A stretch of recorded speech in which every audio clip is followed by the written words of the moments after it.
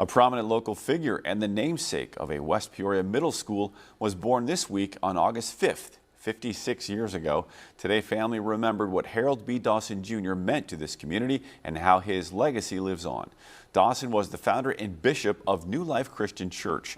He was described as a pillar of Peoria, serving and helping others through volunteer work. He was also a fierce advocate for education.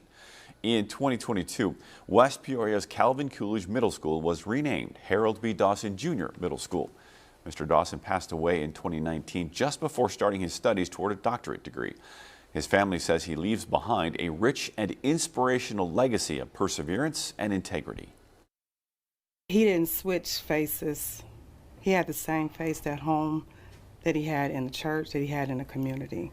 And that spoke volume for me personally. The ability for him to bridge the gap between community and church and make us all feel family oriented, make us all feel as one, was something that I'll cherish forever. His son, Harold Dawson III, says the middle school's principal is also planning to introduce a set of core values based on his father's teachings and leadership, and he looks forward to seeing students follow those values because that's another way to keep his father's legacy alive.